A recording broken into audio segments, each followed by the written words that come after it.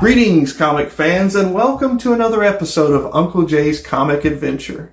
I am super excited to be with you today because I have some books back with me that have been gone for a very, very long time. I recently got 2 shipments back from CGC, a small box about this big of books, and also a medium-sized box. Today, we're going to do a small CGC unboxing, and later on, I'm going to show you some books that came from the medium-sized box as well. But let's start out with one of the most iconic X-Men books of all time. Giant Size X-Men. This book is restored. It's not a universal label. It's also not high grade. In any grade, this book is desirable. I really suspect it's a great investment in any grade right now. This one happens to have a small amount of color touch on the cover and also some tear seals on the inside. There's also tape on the cover. But it does really display well, and it is a complete book, so it's certainly a great one to have in the collection, again, in any grade. This one is a 1.5, again, restored.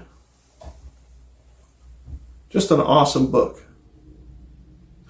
Many people will recognize this as being the first appearance of many of the X-Men that we know today. Storm, Colossus, and so forth. Also, of course, being the second full appearance of Wolverine.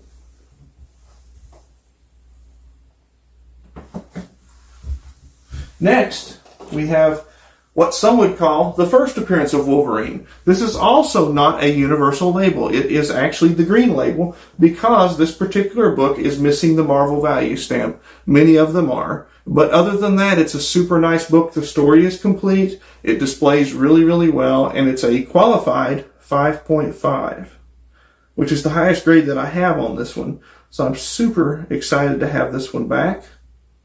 Again, this is Hulk number 180, or the Incredible Hulk 180, from October of 1974.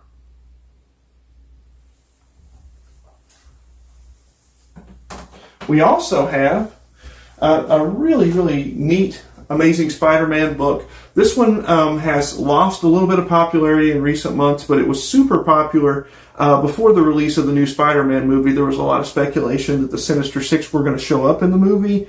They did not, but most of the villains in the Sinister Six did. But nonetheless, this is Amazing Spider-Man number 1. I really like the cover on this book, and I do have some other copies of this one as well, but this one came back as a 0.5. The reason it's a 0.5 is it's missing pages 33 and 35. If you're familiar with this book, you'll remember that there are several different pinups that show up in the book, like little tiny posters for the different characters. And so I imagine a lot of times the kids would get the book and take the pinups out and put them up on their wall in the room. But anyway, still a nice book. Not the cleanest copy. Not the worst copy either. Just a nice thing to have in the collection. And again, it displays pretty well.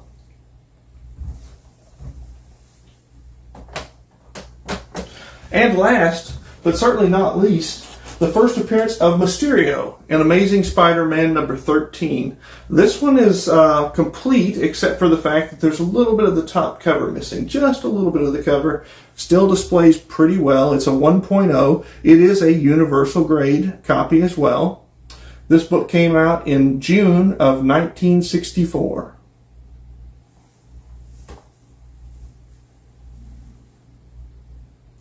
Pretty nice little book to have. I did not have this one in the collection, so again, I'm just tickled to have it in any grade that I can get it. Nonetheless, wanted to show you these books today. I'm super excited to have them back. Thank you for joining me. If you enjoyed this video, please hit that like button, and most of all, please subscribe so you can see future content like this. And I look forward to seeing you in another installment of Uncle Jay's Comic Adventure.